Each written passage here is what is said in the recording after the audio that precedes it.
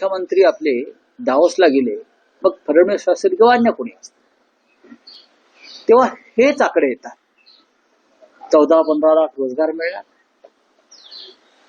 15-16 लाख कोटीचं गुंतवणूक येणार. करार कोणाबरोबर झाले? JSW, ज्याचं मुख्यालय मुंबईच्या BKC मध्ये, लोढा ज्यांचं संपूर्ण हेडक्वार्टर मुंबईमध्ये आहे, पंचशील. मला कोणतरी म्हटलं सत्यजित तांबे यांची कंपनी आहे संगमनेरला, त्या कंपनीचा करार सुद्धा डावसला जातो असं मी वाचलं. हे फार गमतीशीर आहे. मग महाराष्ट्रात करार करा ना, महाराष्ट्रात करार करा. तुम्ही या देशातल्याच कंपन्यांशी करार डावसला जाऊन करणार असाल आणि त्याचे फोटो झळकावत असणार सर्वत्र, जगामध्ये हसं होतं असं अनेक तज्ञांचं म्हणणं आहे. मी वाचलं मागाशी की भारताचं जगामध्ये हसं होतं अशा प्रकारे. आकडे कशाला फुगवून सांगताय बाबा? 1000 कोटीचे गुंतवणूक खरोखर आली असू दे, 1000 कोटीच सांगा. आतापर्यंत तुम्ही गेल्या 5 वर्षामध्ये डावोसला किती वेळा गेला? प्रत्येक वर्षाला जाता. हे जर आकडे 5 वर्षातले पाहिले तर जवळजवळ 75 लाख कोटीच्या वर आकडे जातात. दाखवा गुंतवणूक कुठे आहे ती, आणि तुमच्या दौऱ्यांवर किती खर्च होतोय तेही या देशाला किंवा राज्याला दाखवा. हे मी सर्व राज्यांविषयी सांगतो, महाराष्ट्र प्रमुख आहे राज्य. ज्या गोष्टी तुम्ही मुंबईत बसून करू शकता त्यासाठी अशा प्रकारे पंचतारांकित पिकनिक करण्याची गरज नाही. हे जर आकडे खरे असतील तर मी स्वागत करतो. जे आकडे दिले जात आहेत ते खरे असतील तर मी स्वागत करतो. मुंबईमध्ये 9 लाख रोजगार निर्माण होणार आहे, तो कोणत्या माध्यमातून होणार? कोणता उद्योग मुंबईत कोणत्या जागेवरती येणार? गौतम अडाणी जे धारावी घेत आहेत अख्खी आणि मुंबईचे अख्खे भूखंड घेत आहेत, ते 5000 रोजगार देऊ शकत नाहीये माझ्या माहितीप्रमाणे. तर हा 9-9.5 लाख रोजगाराचा आकडा आला कुठून? जनतेला फसवू नका आणि जनतेची तिजोरी लुटू नका, एवढंच मला या दावोसच्या निमित्तानं सांगायचं. रावसाहेब, एकनाथ शिंदे दिल्लीत गेलेले आहेत, भाजप नेत्यांशी बैठक झालेली आहे. तुमच्याकडे काय आतली माहिती आहे का? माझ्याकडे आतली माहिती खूप आहे. आतली माहिती इतकीच आहे की शिंदेना कोणी धूप घालत नाही मेयर पदासाठी. आणि मुंबईच्या मेयर पदासाठी प्रथमच इतिहासामध्ये शिवसेना म्हणून घेणाऱ्यांना, बाळासाहेब ठाकरेंचा फोटो लावणाऱ्यांना दिल्लीत जाऊन गुजराती नेत्यांच्या पायाशी बसावं लागतंय. याच्यासारखं अपमानास्पद दुसरी गोष्ट मला दिसत नाही. ते म्हणू शकतात ना, त्यांच्याकडे आकडा आहे असं दिसतोय. राऊतसाहेब, कल्याण डोंबिवली महापालिकेतली स्थिती दिवसेंदिवस विचित्र होताना दिसते आहे. तुमचे 2 नगरसेवक यापूर्वी नॉट रिचेबल होते, आणखी 2 नगरसेवक. प्रत्येकावरती कायदेशीर कारवाई सुरू आहे. जे गट बनवण्यासाठी उपस्थित राहत नाहीयेत त्यांच्यावर अपात्रतेच्या संदर्भातली कारवाई सुरू आहे आणि ती कारवाई यशस्वी होते. मग ते कुठे गेलेले असू द्या, जर ते मशालीवर निवडून आलेले आहेत आणि पक्षाची आचारसंहिता पाळत नसतील, निवडणूक आयोगाचे नियम पाळत नसतील, तर त्यांच्यावर कारवाई केली जाईल. पण रावसाहेब, मनसेचा असा दावा आहे की ते आमचे पदाधिकारी आहेत, निवडून आले आहेत मशाल चिन्ह, आले ना, आणि जी माहिती मिळते की ते मनसेकडे आहे. बघा, कोणी कुठून कोणाचे असले तरीही ते मशालीवर निवडून आले.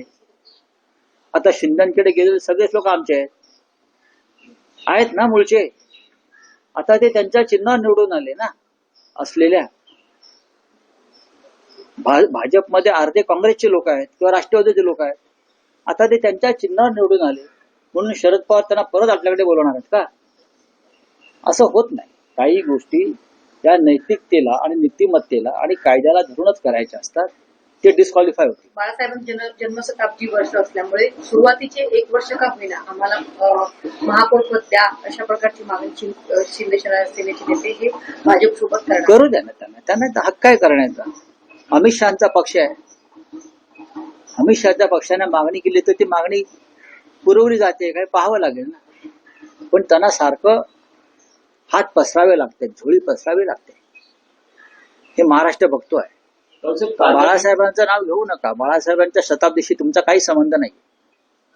लक्षात घ्या, तुम्ही भाजपचं शेण खाल्लेलं आहे गद्दारी करून, तर त्या तोंडानं तुम्ही बाळासाहेबांचं नाव घेऊ नका, एवढंच मी सांगतो. महाराष्ट्रातल्या भाजपच्या काही नेत्यांनी जेव्हा काल ते दिल्लीत गेले होते, त्यांनी दिल्लीतल्या भाजपच्या नेत्यांनी तक्रार केली की शिंदे यांनी जास्त जागा लढवल्या, त्यामुळे आपल्या जागा देखील आल्या नाही, त्यामुळे तक्रार केल्याचं समजतंय भाजपच्या महाराष्ट्र नेत्यांनी तिथे वर्ष आहे. आणि त्याच्यावरती मी कसं काय मत व्यक्त करू? त्यांचा पक्षाचा अंतर्गत प्रश्न आहे. राऊत साहेब, काल राज ठाकरेंची तुम्ही भेट घेतली. परवा बाळासाहेबांचं जन्मशताब्दी वर्ष आहे, त्यांना त्या कार्यक्रमाला तुम्ही आमंत्रित केलं आहे. राज ठाकरे येणार आहेत का, आणि कार्यक्रमाचं काही स्वरूप ठरलंय? सन्माननीय राज ठाकरे यांच्यासह त्यांच्या पक्षाच्या सर्व प्रमुख पदाधिकाऱ्यांना, कार्यकर्त्यांना आम्ही आमंत्रित केलेलं आहे. आणि ते नक्की येतील. त्यांची थोडी प्रकृती बरी नाही गेल्या काही दिवसापासून, सुधारते आहे, मी काल पाहिलं. आणि शिवसेना प्रमुख म्हणजे बाळासाहेब ठाकरे यांच्या जन्मशताब्दीच्या कार्यक्रमात माननीय उद्धव ठाकरे आणि माननीय राज ठाकरे उपस्थित राहतील. सुप्रीम कोर्टाच्या सुनावणीकडे देशाचं लक्ष लागून आहे. या सुनावणीनंतर असं वाटतं की महाराष्ट्रामध्ये गणित बदलतील. नाही, गणित नाही बदलणार, पण चित्र बदलेल. पालघरमध्ये कम्युनिस्ट पक्षाने मोठा मोर्चा काढला. वाढवण बंदराविरोधात अनेक जे स्थानिक भूमिपुत्र आहेत ते आक्रमक झाले. काल मोठा मोर्चा निघाला, जिल्हाधिकारी कार्यालयापर्यंत हा मोर्चा निघाला होता. काय सांगाल या संदर्भात? हा अत्यंत महत्वाचा विषय आहे. हा भूमिपुत्रांच्या हक्काचा विषय आहे. त्यांच्या जमिनी, जमीन, जंगल, पाणी, समुद्र हे वाचवण्यासाठी ही लढाई त्यांची सुरू आहे. पालघरमध्ये गुजराती बोर्ड लागायला लागले का? आदिवासींना काय मराठी वाचता येत नाही? जे आदिवासी काल रस्त्यावर उतरले होते त्यांनी काय मराठीशी शत्रुत्व घेतलंय? त्यांची भाषा मराठी आहे. ही लढाई त्या आक्रमणाविरुद्ध सांस्कृतिक, आणि ज्या पद्धतीने तिकडे गुजरातचे ठेकेदार घुसतायत आणि जमिनी लुबाडतायत, आणि या वाढवण बंदराच्या निमित्तानं निसर्ग आणि निसर्ग संपत्तीची विल्हेवाट लावली जाते, त्याचा फटका हा शेवटी तिकडल्या आदिवासी बांधवांना, भूमिपुत्रांना बसणार आहे. आणि म्हणून त्यांची ही लढाई होती. आम्ही त्यांच्या बरोबर आहोत. हा पहिला टप्पा आहे. काल लाल वादळ होतं. त्या लाल वादळात जर भगवं वादळ मिसळलं तर महाराष्ट्राच्या सरकारला फार मोठं आव्हान उभं राहील.